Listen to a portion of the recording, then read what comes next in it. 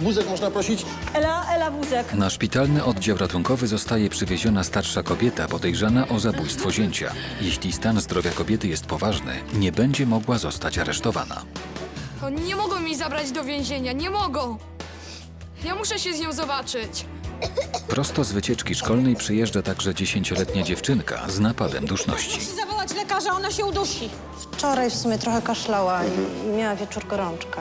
Gorączka, nic mi o tym nie mówiłaś. Poprosiła, żebym ci nie mówiła. Nie puściłby się na tę wycieczkę. Na pewno by nie pojechała. My wiemy, że... Lekarze podejrzewają, że powodem stanu zdrowia dziewczynki mogą być zaniedbania jej rodziców, którzy dużo pracują i często się kłócą.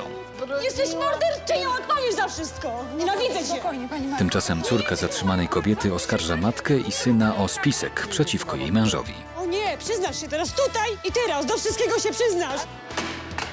Babciu,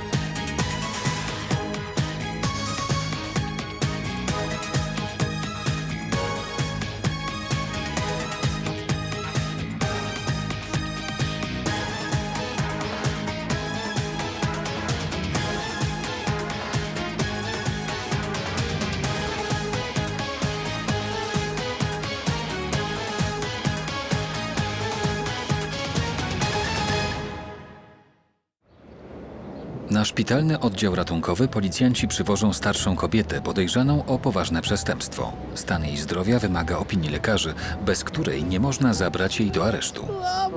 Pani, usiądzie sobie pani na miejscu, poczekaj, są krzesła. Spokojnie. A może jakoś pomogę? Przepraszam, a pani to kto? Ja jestem pielęgniarką, pracuję tutaj.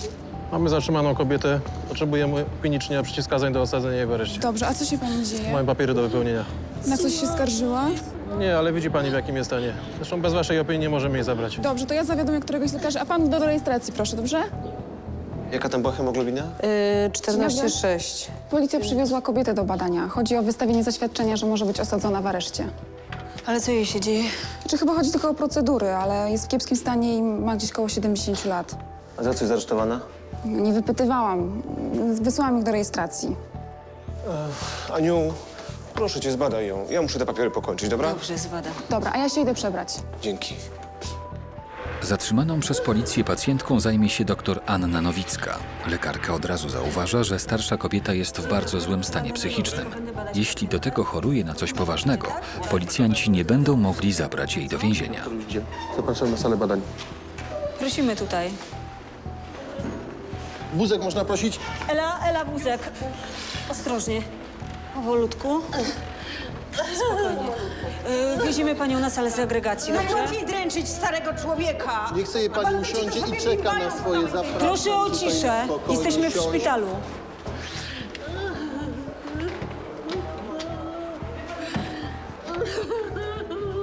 A panowie oczywiście zaczekają na korytarzu, tak?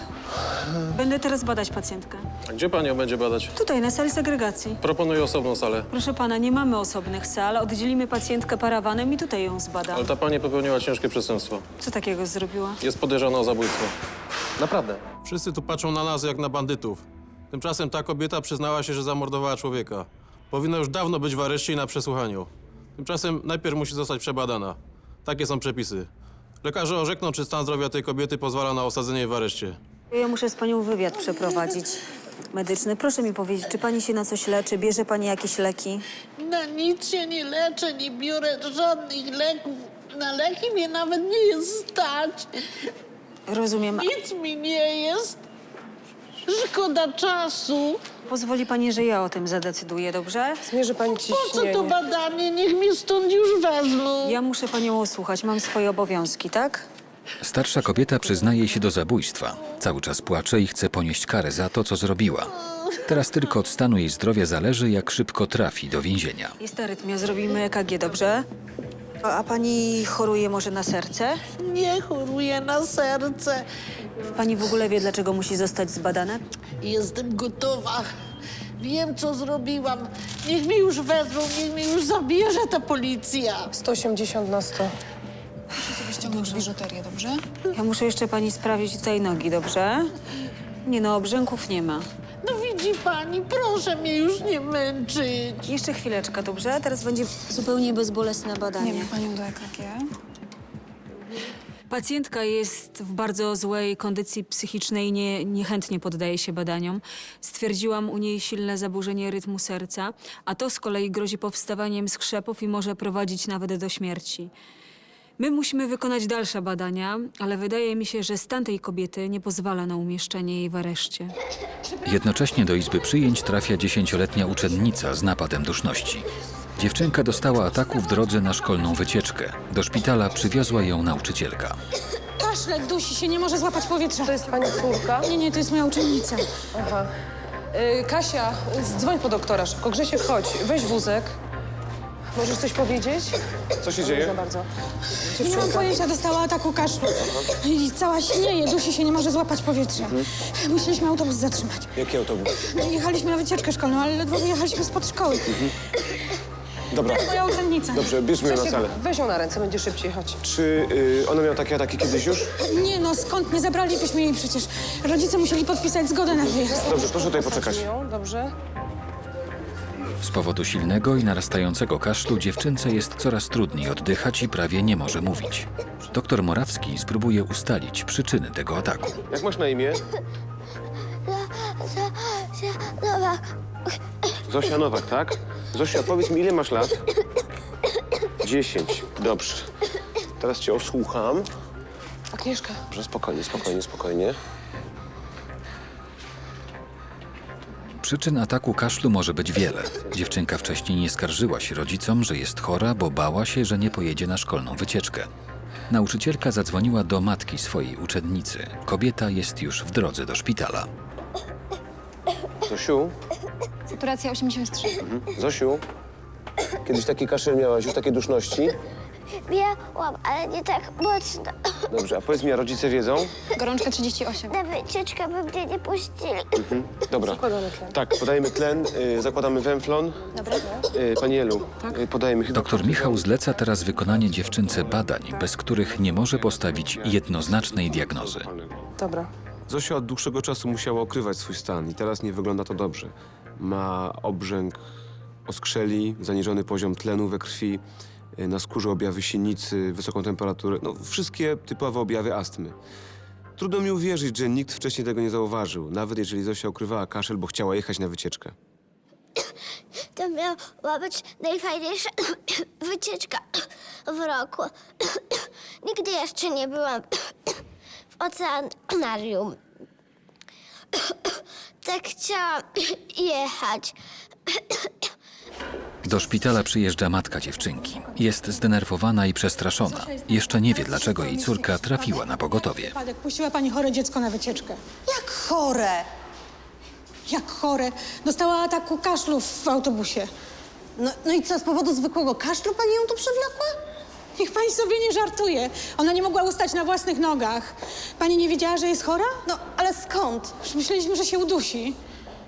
Ja już od jakiegoś czasu widzę, że z nią coś jest nie tak. Co nie tak? Co się dzieje? Przysypia na lekcjach, jest rozkojarzona, blada. Kiedy pytam, czy coś się dzieje, czy coś jej dolega, to odpowiada, że się nie wyspała. Czy to jest normalne? Ja muszę porozmawiać z lekarzem. To jest chyba jej plecak, tak? To jest jej plecak, proszę. Dziękuję. Dzień dobry. Tak. Przepraszam, przywieziono tu moją córkę, Zosia Nowak. Zaraz zobaczymy. Tak, została przyjęta, jest w tej chwili na badaniach. Chciałabym porozmawiać z lekarzem. Matka dziewczynki nie zdaje sobie sprawy ze stanu zdrowia swojej córki. Jest przekonana, że nauczycielka panikuje i pochopnie podjęła decyzję o przyjeździe do szpitala.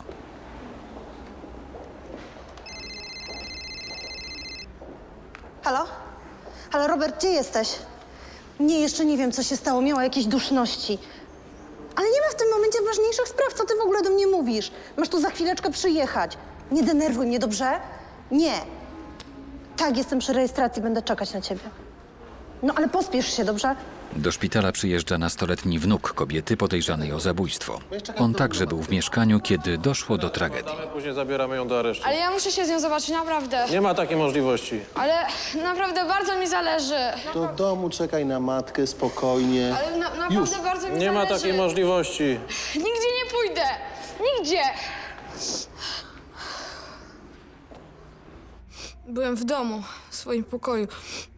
Ojczym jak zwykle się awanturował.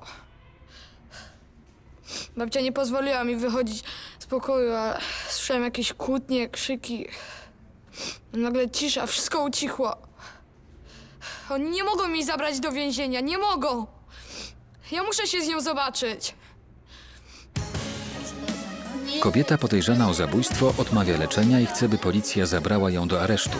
Nie pozwala na to jej stan zdrowia. Panowie, ja nie będę z wami dyskutować. Powiedziałam, przed otrzymaniem wyników badań niczego wam nie podpiszę. Bardzo mi przykro. pani doktor, jakiś problem? Policjanci nalegają, aby lekarze zgodzili się na aresztowanie starszej kobiety.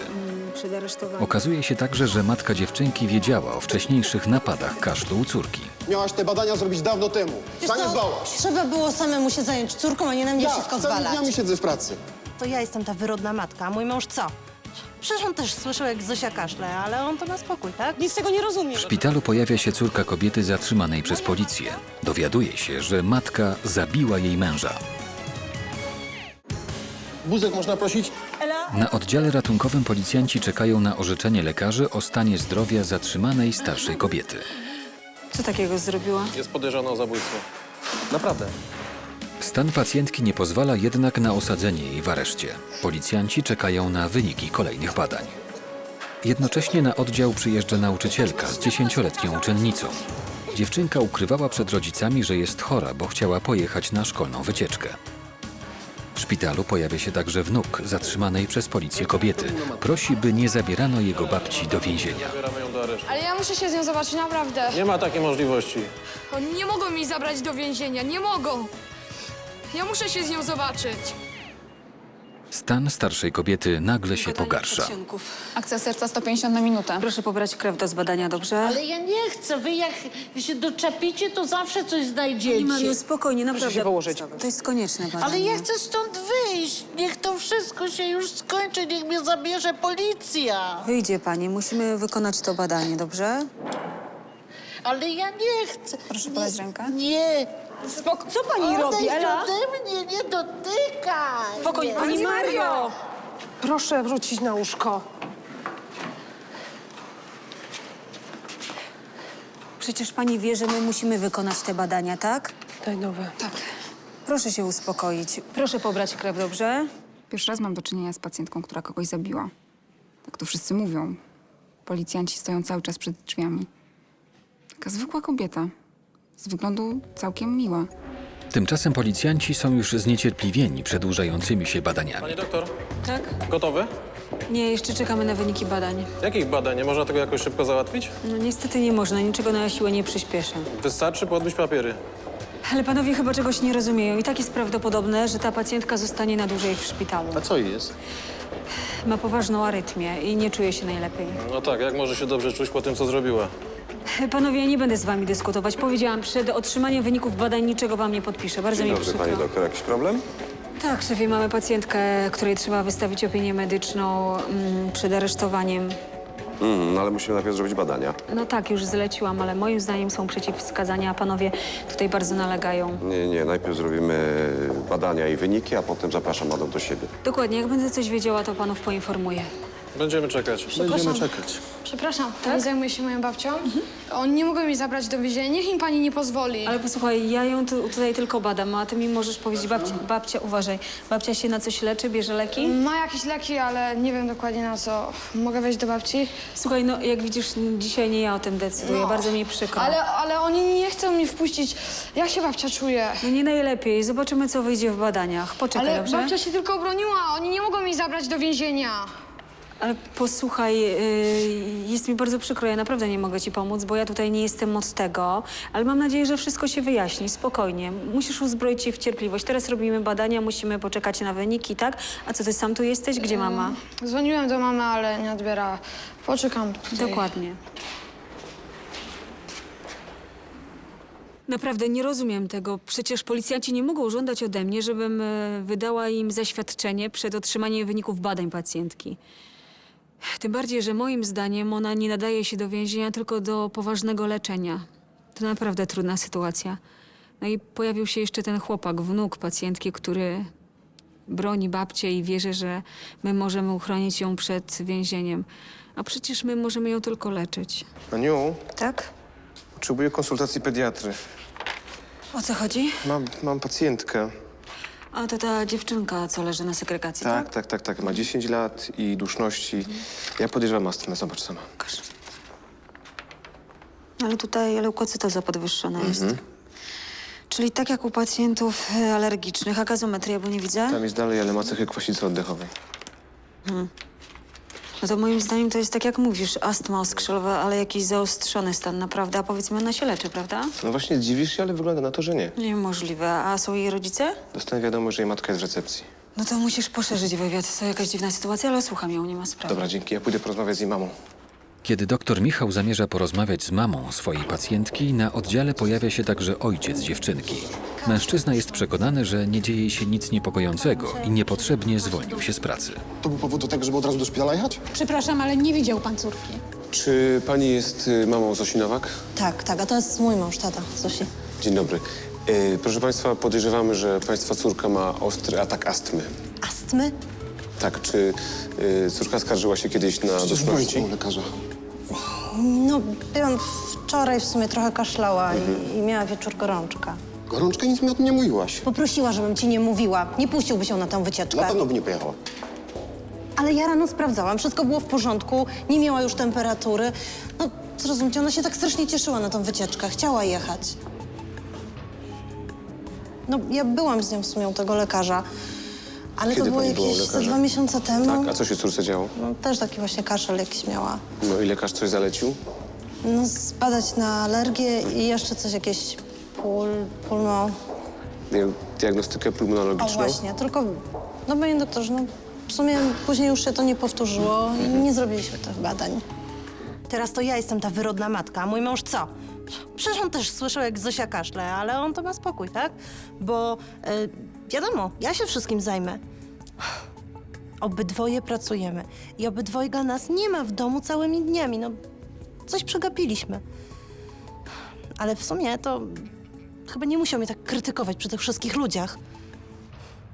Puściła chore dziecko na wycieczkę. Ja o tym nic nie wiedziałem. Nawet nie wiedziałem o tym, że były u lekarza, tak? Że trzeba było zrobić konieczne badania. Całymi dniami siedzę w pracy, żeby mi niczego nie zabrakło, tak? A tu się okazuje, że były jakieś badania do zrobienia i nawet na to nie było czasu, tak? Dzień dobry, Zosieńko. Ja jestem pediatrą i teraz troszeczkę cię zbadam, dobrze? Będę mogła iść do domu? Dokładnie, właśnie o to nam, Zosiu, chodzi, żebyś jak najszybciej wróciła do domu. Tak, rozepnie tutaj pani troszeczkę? Doktor Michał podejrzewa, że przyczyną duszności u dziewczynki jest atak astmy. Aby potwierdzić swoją diagnozę, poprosił o konsultację dr Annę. Pani doktor, i co jej jest? Moim zdaniem przyczyny tej astmy są ewidentnie alergiczne. Nie wiem, może Zosia jest uczulona na jakieś grzyby, pleśnie. No ale skąd to się wzięło? No u nas w domu czegoś takiego nie ma. Wie pani, wystarczyło, że w autobusie był brud i dostała ataku. Trzeba będzie zrobić diagnostykę alergologiczną i potrzebujemy też opinii pulmonologa. I będę mogła iść do domu? Tak, Zosieńko, jak wszystko się wyjaśni, na pewno pójdziesz do domu. Tylko wiesz, my nie wiemy, skąd się ten kaszel wziął, jakie substancje mogły go spowodować. No wiesz, jakiś kurz, na przykład farby, chemikalia. Byłaś w takich miejscach, gdzie to mogło się pojawić, kochanie? Nigdzie nie chodzę, tylko Spokojnie, dom kochanie. albo szkoła. Nie no, Zosiu, nie mów mi, że cały dzień siedzisz w szkole. Nie, mamy zajęcia. Kółka, trening. A, ambitna jesteś. Nie, rodzice tak chcą. Zosiu! No dobrze, dajmy Zosie teraz trochę odpocząć, dobrze? Tak. Panie doktorze, a będziemy mogli... Proszę poczekać poczekalni, ja do państwa później przyjdę, dobrze? Dziękuję. Lekarze muszą teraz ustalić, na co dziewczynka jest uczulona. Jednak mała pacjentka ewidentnie coś przed nimi ukrywa.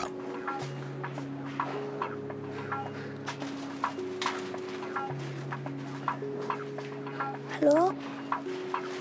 Miałaś te badania zrobić dawno temu. Wiesz co, Zaniedbałaś. trzeba było samemu się zająć córką, a nie na mnie wszystko całymi zwalać. dniami siedzę w pracy. I co, i myślisz, że jak jej zapłacisz za angielski, za judo i za te wszystkie dodatkowe kółka w To szkole, lepiej wystarczy, sobie wychodziła nie tak? wiadomo gdzie i z kim, tak? Ja już państwa pożegnam, mam też inne obowiązki. Aha, te zajęcia w szkole, o których pani mówi, Nie, odzwonię. Zosia już od dawna nie pojawiała się na nich. Jak to się nie pojawiała? W ciągu ostatnich 2 miesięcy była może na 2. Zaraz, no ale przecież chodziła na nie. Z tego, co mi wiadomo, zajęcia judo też opuszczała. Zaraz. Szkoła ma chyba obowiązek powiadomić rodziców o nieobecności ucznia na zajęciach, tak? Proszę pani, to są zajęcia nadobowiązkowe. Do widzenia państwu. Do widzenia. Nie mogłam już ich słuchać. Stan Zosi niepokoił mnie już od jakiegoś czasu. Pytałam, czy nie choruje, czy przypadkiem coś jej nie dolega. A teraz jeszcze okazuje się, że nie wiadomo, gdzie się podziewała całymi popołudniami. Co to za rodzice? Tymczasem ordynator oddziału, dr Piotr Wójtowicz, chce zapoznać się z wynikami badań starszej kobiety zatrzymanej przez policję. Na razie wiadomo, że pacjentka choruje na serce, a to może przeszkodzić w jej aresztowaniu. I co stwierdziłaś? Migotanie przedsionków z szybką akcją komór. Najgorzej, że nie wiemy, jak długo to trwa, ale pobraliśmy już krew do badań. I bardzo dobrze. Wiesz co, zobaczę sobie jeszcze ją. Pani Mario, czy pani czuje w piersiach takie kołatanie, gorąco na twarzy? Nie wiem, czy to jest kołatanie. Ja jestem cały czas tylko zdenerwowana. Trzeba podać leki spowalniające akcję serca i enoksaparynę. Ja już podałam 60 mg podskórnie i betalog. No to świetnie, a resztę zrobi kardiologia. Dobrze, to ja wypiszę teraz Ale ja się skierowanie nie na wydział. zgadzam. A ja nie rozumiem. Żadnych szpitali. Niech mnie zabierze policja, niech mnie zamkną i wreszcie się ten koszmar skończy. Ale pani nie wie, co mówi. Pani może dostać udaru. Panią trzeba leczyć. Ja go zabiłam człowieka i muszę za to odpowiedzieć. Żadnych szpitali, niech mnie zabierze policja, nic już nie ma Tak, znaczenia, rozumiem, ale słyszycie? jeszcze tutaj trochę panią pomęczymy, dobrze? Trzeba zrobić echo serca przezprzełykowe. Dobrze, a co mam powiedzieć policji? To ja się tym zajmę. No po co oni mnie tu trzymają? Przecież dobrze wiedzą, co zrobiłam. Po co kogoś takiego leczyć jak ja? No po co? Nic nie ma znaczenia. Teraz już nic nie ma znaczenia. Ja muszę ponieść karę, bo zabiłam człowieka. Ta kobieta jest w szoku i nie rozumie, co się dzieje. Jeśli w tym stanie zabierze ją policja, to i tak będzie musiała do nas za chwilę wrócić. Nie wiemy, od kiedy trwa migotanie. Do 48 godzin mogę umiarowić migotanie przedsionków, nie ryzykując udaru. Ale pacjentka nie chce się zgodzić. Jednak nie może pozostać bez opieki. Pacjentkę musimy zostawić, ponieważ kwalifikuje się do leczenia szpitalnego, ale ona odmawia. Nie chce się zgodzić. To w takim razie proszę podpisać, że nie ma przeciwwskazań. Zabieramy ją. W tym stanie zdrowia nie ma mowy. Nie możecie jej zabrać. Panie doktorze, wystarczy podpisać papiery. Nie wasz problem i nie nasz. A pan chyba nie wie, co mówi. A pan chyba żartuje. W ten sposób utrudniacie nam pracę. Wykonujemy swoją, przepraszam pana bardzo. Sytuacja zatrzymanej przez policję pacjentki zaczyna się komplikować, ponieważ kobieta odmawia leczenia, choć wyraźnie wymaga tego jej stan zdrowia. Jednocześnie potwierdza się diagnoza w przypadku pacjentki doktora Michała. Proszę państwa, przyczyną ostrego ataku astmy oskrzelowej państwa córki jest alergia. Na co ona jest uczulona? No, żeby się tego dowiedzieć, musimy zrobić testy. Natomiast jedno jest pewne, że Zosia musi unikać miejsc zanieczyszczonych, gdzie są jakieś farby, pyły. Być może na tych zajęciach pozaszkolnych jest coś, co ją uczula. No właśnie okazało, że ona wcale nie chodziła na te zajęcia. Nawet nie wiem, gdzie i z kim przebywała w tym czasie. No to proponuję z nią porozmawiać, to może naprawdę pomóc. No hej, tato, zabieracie mnie? Zosiu, musimy porozmawiać. Poczekaj, może jednak ja. Zosiu, kochanie, musimy się dowiedzieć, gdzie byłaś, gdzie chodziłaś po zajęciach szkolnych, po lekcjach. No, gdzie wtedy byłaś? Powiedz nam. Na zajęcia. Proszę cię, nie kłam. Nie kłamię. Myszko, ale my wiemy, że nie chodziłaś wtedy na te zajęcia, że cię tam nie było. Powiedz nam po prostu prawdę. Gdzie Popatrz, wtedy gdzie chodziłaś? wylądowałaś. Co się z tobą dzieje? Nic złego nie robiłam. Kochanie, spokojnie. Ale powiedz prawdę tylko, gdzie byłaś wtedy? Zosiu! Tak? Proszę wyjść do poczekalni. Proszę wyjść do poczekalni. Podajemy ten do kortyzon. Do poczekalni, bardzo proszę. Niestety Zosia ma ostry atak astmy oskrzelowej. Na dodatek jest alergikiem, a to ma w tym wypadku duże znaczenie, bo trzeba znać środowisko, w którym przebywa. Koniecznie musi przejść testy alergiczne, żebyśmy mogli określić metodę leczenia. Takie ataki astmy mogą niestety powracać. W związku z tym rodzice i opiekunowie muszą wiedzieć, jak się w takich przypadkach zachować. Do szpitala dociera w końcu córka kobiety zatrzymanej przez policję. Nie wie jeszcze, że matka zabiła jej męża. Mamo, babcia... Poczekaj, zaraz, ja zapytam lekarzy. Zaczekaj. A gdzie jest Jacek? Przyjechał z wami? Przepraszam panią. Tak, słucham. Pani jest jego matką? Tak, a dlaczego pan pyta? Czyli jest pani córką Marii Jończyk, tak? Może ktoś mi wyjaśni, co się tutaj dzieje. Marek, no mów, co się stało? Niestety mam dla pani złą wiadomość. Pani mąż nie żyje. Jak to nie żyje? Mamo, to prawda. Jacek nie żyje? Co pan mi powiada? To jakiś nonsens, ale ja nic z tego nie rozumiem. Niech mi ktoś wyjaśni, co się tu dzieje. Pani mąż został zamordowany. Nic z tego nie rozumiem. Zatrzymaliśmy pani matkę, przyznała się do zabójstwa. Moja matka? Żona zabitego mężczyzny mimo protestów policjanta wdziera się na salę, gdzie leży jej matka. Bardzo go nie wzięłaś, dlaczego? Prawda? Chwileczko, Tereska. Co pani robi? Proszę cię, chodź do proszę mnie, spokojnie. chodź. Co on ci zrobił, mamo? Co on ci takiego zrobił? Powiedz. Spokojnie, proszę. Katował Marka, znęcał się nad nim. Dlaczego to zrobiłaś? Spokojnie, coś popadło. Proszę spokojnie. Nienawidziłaś go, odkąd z nami zamieszkał, chciałaś się go pozbyć. Widziałam to! Opowiadasz, Pani Maria, nie możesz się powiedzieć. Mamo! opowiadasz. Wychodzimy już. Boże drogi, czy ty tego nie widziałaś? Kłamiesz, mamo! Raz powtarzam. Ja tylko broniłam twoje dziecko. On nie żyje! Jacek nie żyje! Jak mogłaś? Broniłam Jesteś morderczynią, odpowiedz za wszystko! Nienawidzę cię! Spokojnie, pani Maria, Nie spokojnie. jesteś już moją Bardzo matką! proszę. Nie wybaczę ci tego nigdy! Nienawidzę cię, nie mam już matki! Proszę, Przecież... panią, co pan robi? Zajmij się nim, on ma tylko ciebie. Pani Mario, proszę się uspokoić, nie wolno się pani denerwować. Spokojnie. Odebrała mi go. Odebrała, moja własna matka. Wiedziała, że kocham Jacka jak nikogo wcześniej. Co on opowiada? Jak śmie. Jacek nigdy nikogo nie skrzywdził. To kłamstwa. Same oszczerstwa i kłamstwa. Kobieta nie wierzy ani matce, ani synowi. Wychodzi ze szpitala przekonana, że wszystkie oskarżenia wobec jej męża są wyssane z palca. Nigdy cię nie uderzył, nigdy! Ale przeszkadzał ci, prawda? Przeszkadzał ci! Co ty wygadujesz, mamo? Proszę go puścić, to nie jest miejsce na awanturę. O nie, przyznasz się teraz tutaj i teraz, do wszystkiego się przyznasz! Ale do czego mam się przyznawać, mamo? Że kłamałeś! Że specjalnie oskarżałeś Jacka, bo chciałeś się go pozbyć! Przecież ty wiesz o wszystkim. Boże, co ty wygadujesz, dziecko? Proszę zabrać syna do domu. Potem przywiezie po was radiowóz. Nie, ja nigdzie nie Musicie jadę. złożyć zeznania. Mamo! Gdzie nie jadę? A ty dokąd? Miałeś do domu, już wracaj. Ojciec znów mnie uderzył. Był mnie cały czas. Tym kłamał, że czymś go wkurzyłem, że mu odpyskowałem. A mama mu wierzyła. Albo udawała. Oboje kłamią. Moja matka i mój syn od początku nienawidzili Jacka. A on się złościł, bo czuł się intruzem we własnym domu. Jacek mnie kochał. Wiem o tym. A ja po prostu chciałam być szczęśliwa. Chwilę później do szpitala niespodziewanie przyjeżdża dziadek dziewczynki chorej na astmę. Dzwoniła do mnie. Co się dzieje? Co jej się stało? Ma astmę, badają ją. Właśnie mówiłem jej, że tak brzydko kaszle. Zaraz. Kiedy ona u taty była? Córuś, ty też mogłabyś któregoś dnia do ojca wpaść. A od kiedy tak do taty chodzi? A co wy mnie tak wypytujecie? Tato, Zosia nie chodzi na zajęcia pozaszkolne.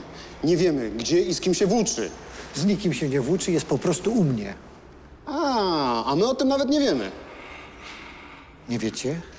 Tata żartuje. Nie mówiła wam? Nie mówiła nam, tato.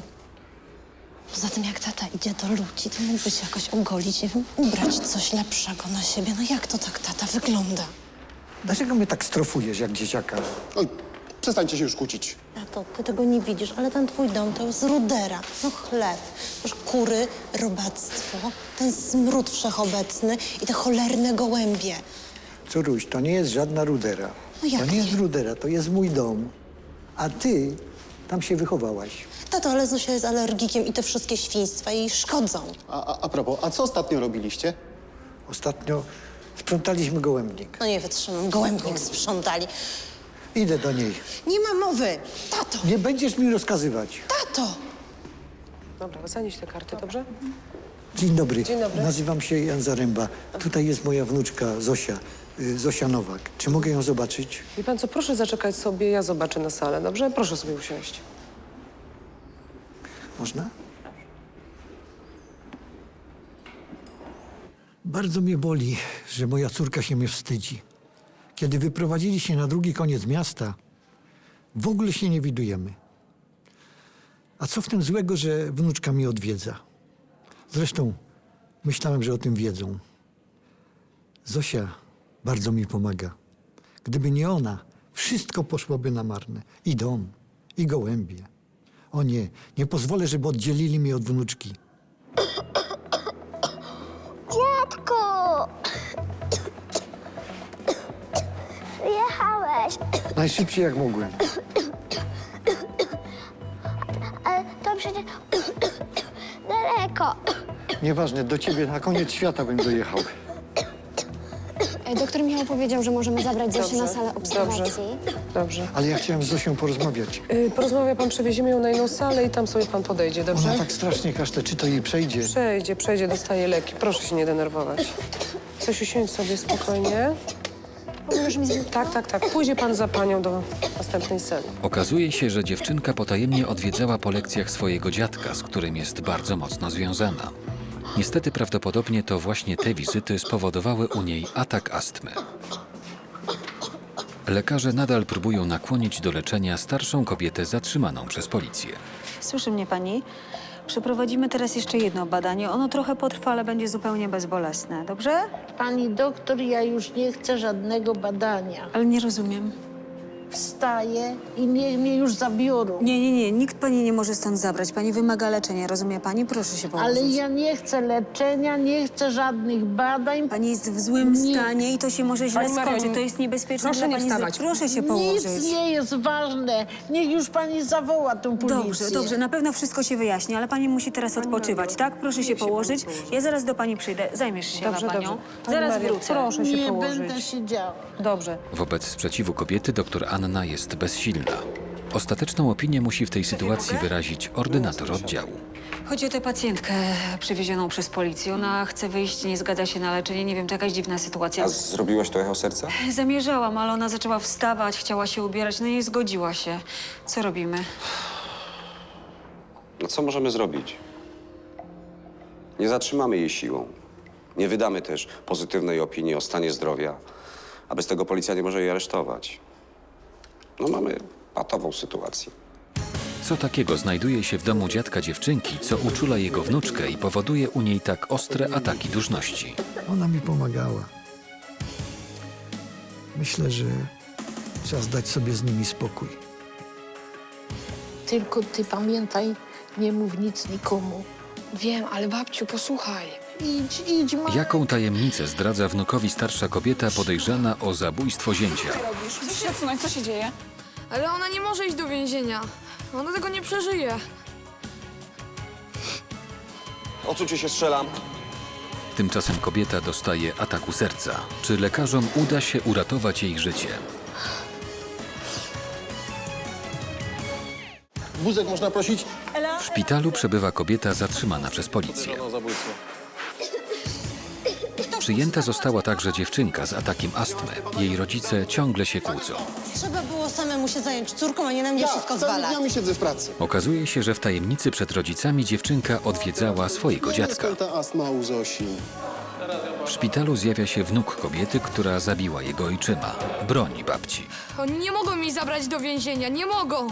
Broniłam. Matka chłopca nie wierzy, że jej mąż bił jej syna. Odebrała mi go. Odebrała, moja własna matka. Pacjentka jest chora, ale nie chce się leczyć. Lekarze zastanawiają się, co dalej robić. A bez tego policja nie może jej aresztować.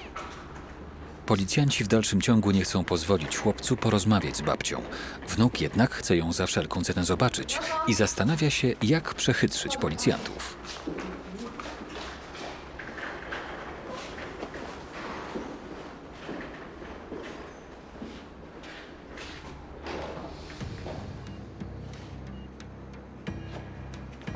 Marek, co ty tu robisz? Cicho, nie pozwolili mi tu wejść.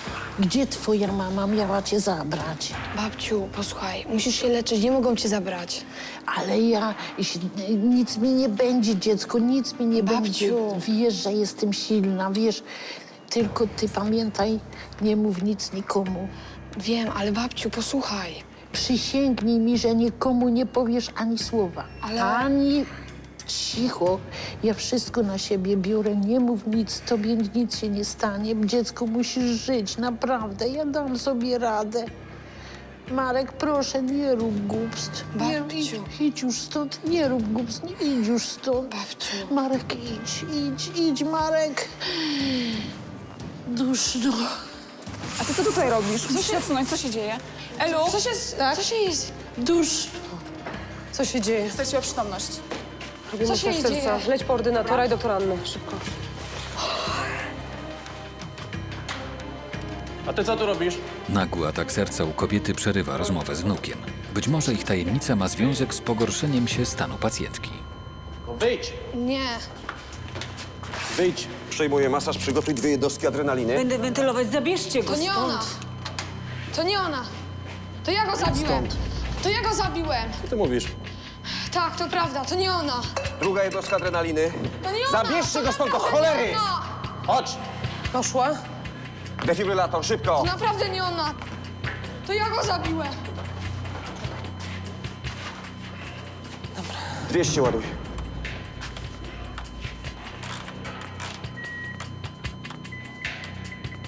Jest. Żel. Odsuńcie się, strzelam. Jest, mamy ją. No. Słuchaj, czy ty zdajesz sobie sprawę z tego, co teraz powiedziałeś? Tak, bił mnie. Bił mnie zawsze, jak był pijany. A czy nie mówisz tego przypadkiem tylko po to, żeby bronić babci? Nie. Mamo, zobacz. Zobacz, to on, to ja. To niemożliwe. Czemu mi nie wierzysz? Prawda. Uciekałem przed nim. Możliwe. Tam leżał nóż. Może to nie jest prawda. Przerażony stanem babci chłopak przyznaje się do zabójstwa ojczyma. Okazuje się, że starsza kobieta chciała wziąć winę na siebie, by chronić wnuka przed karą za zabicie człowieka, który od lat go katował. To ja zabiłem ojczyma. To ja. Ja go dźgnąłem nożem. Nie panowałem nad sobą, a ten nóż leżał na stole. A babcia chce wziąć całą winę na siebie, chce chronić mnie. Ale ona nie może iść do więzienia. Ona tego nie przeżyje. Ja nie wiedziałam. Ja naprawdę nic nie wiedziałam. Może gdybym częściej była w domu, miałam nadzieję, że Jacek i mój syn, że oni się w końcu dogadają. Ja chciałam tylko spokoju. Babcia? Co z babcią? Zabieramy ją na intensywną terapię. Ona musi być pod ścisłą opieką medyczną. Teraz już jej nikt nie zabierze. Tak, teraz to już na pewno zostanie w szpitalu. Babcia nic nie zrobiła. Wzięła wszystko na siebie po to, żeby mnie chronić. To w takim razie musimy pojechać na komendę, złożyć zeznania. Marek. Jedzie pani z nami?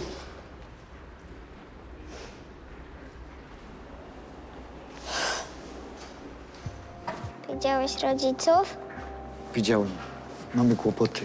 Dziewczynka chora na astmę jest już na sali obserwacji i jej stan się poprawia. Źle zrobiliśmy, że nie powiedzieliśmy im. Powinni wiedzieć. Dziadku, a ja już jestem prawie zdrowa. Będę mogła do ciebie przyjeżdżać? Zosiu, na jakiś czas musimy dać sobie spokój. Co ty mówisz, dziadku? No bo znowu jest u mnie nieporządek. To posprzątamy. Zobaczysz, będzie błysk. Tak jak kiedyś, Tak jak kiedyś. kiedy babcia żyła. Dziadku.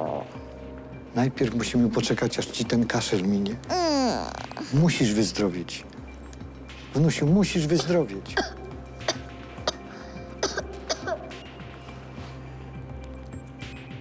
A ja nie mam siły już zajmować się tymi gołębiami. A ona mi pomagała. Myślę, że trzeba zdać sobie z nimi spokój. Zosia jednak jest najważniejsza. Maria Jończyk zgodziła się na pozostanie w szpitalu i spędzi tu przynajmniej miesiąc.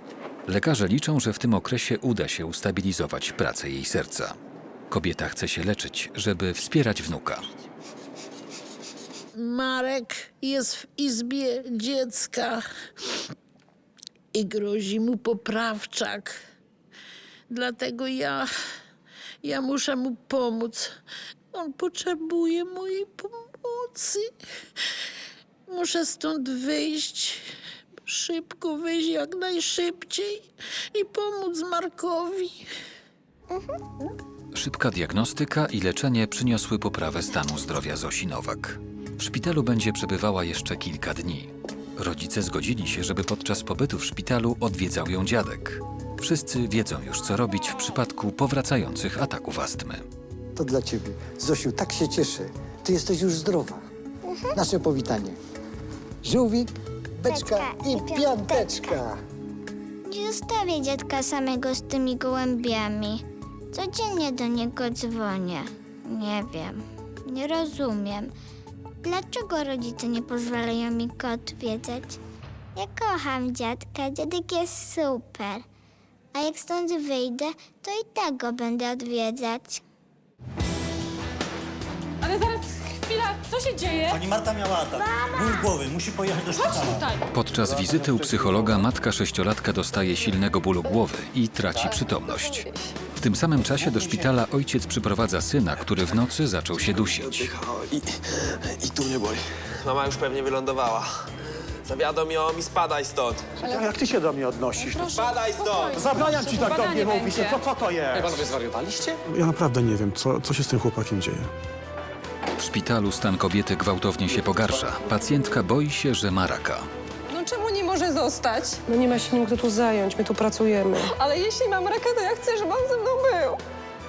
Tymczasem przed szpitalem młody chłopak traci przytomność. Lekarze odkrywają, że chłopak ma zmiażdżoną prawą nogę. Co ci jest? Dzięki. Ja już widziałem kiedyś taką ranę. Skończyło się amputacją.